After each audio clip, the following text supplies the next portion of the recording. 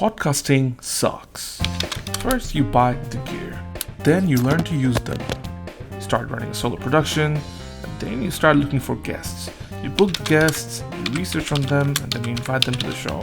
You start producing, you do the interviews for hours, and then you start to edit. You edit, and then you edit some more. You export and press publish, and then you wait. You've just created an hour-long podcast interview that you spend weeks on, and you decided to post it at a time in a world that currently values 30-second clips. And not just that, there's literally no source of direct income from podcasting unless you're part of a studio or a production company. So solo creators like me will not be seeing a single cent from this podcast for years to come. So chances are people are not going to see or listen to your podcasts for a very long time because you're trying to build something new. Now, when you've made your peace with quote-unquote low viewership and no to low income, you finally got to fight the final boss in the world of podcasting. Podfade. Podfade. Podfade. What the heck does podfade mean? See, podfade or podfading is the idea of stopping your podcast suddenly and without any notice. You can compare it to a poorly written TV show with no ending or closure. We just suddenly decided to cancel after season 1, or not even go through season 1, and halfway through they've decided to just pack their bags and leave the set. Now, statistically speaking, the number of episodes after which someone is likely to stop podcasting is 6. So people will get excited, they'll be very charged up to do this new project, and then by the time they hit their 6th episode is when they finally realize that it's not as simple. The journey is an ongoing struggle. So with all this in your mind, sometimes it just doesn't feel worth it, especially when you measure up the amount of work that takes to build something like this compared to the rewards. Creating anything for the internet has pretty much very similar challenges, but I still go on, and I still plan to go on. See, I've been podcasting since 2012 with a media platform that I run called APLENTY. So all this stuff wasn't new to me, but what was new is building a podcast for myself. I was putting myself on the hook. Basically, I was putting myself on display in public and being vulnerable about something that I deeply cared about. This isn't some random work or some random project that I can just throw away. This essentially defines who I am and what I do in a lot of ways. So to put myself out there was quite challenging, to say the least. And in doing so, I learned so much from this exercise. I learned about creating, producing, how to be a solo creator, about creators themselves, and about human psychology too. It just gave me so much joy, just to build something new from scratch.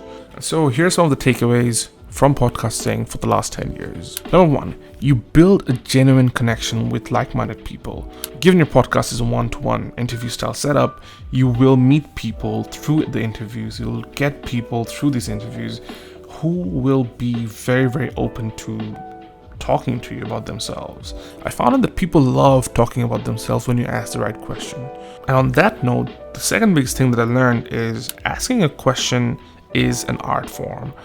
There are plenty of crappy interviews that we've seen that turn into memes or become viral, but there's hardly anything that talks about what a good interview or a good conversation should look like. And just through these interviews, I definitely have become a better conversationalist because I have to think before I ask.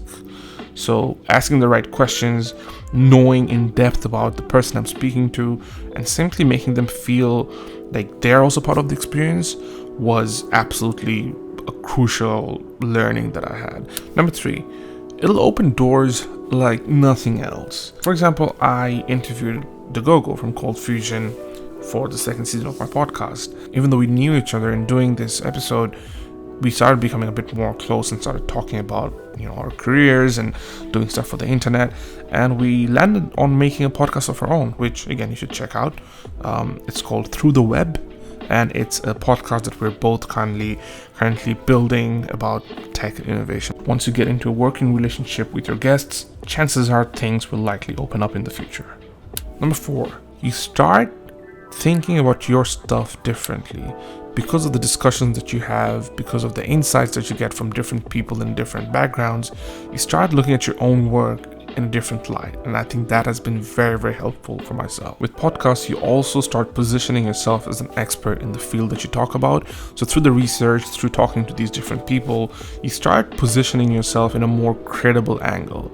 Because for my podcast, a lot of creators now come to me and ask for advice. That has helped me not only in terms of building rapport with the wider community, but it's also in the future can help me build a more sustainable career. And finally, make sure you do it for the right reasons. Just because you can doesn't mean you should start a podcast, but if you do it, make sure you do it for the right reasons. That's something I learned very early on, and that's something that's helped me stay in line for the podcast.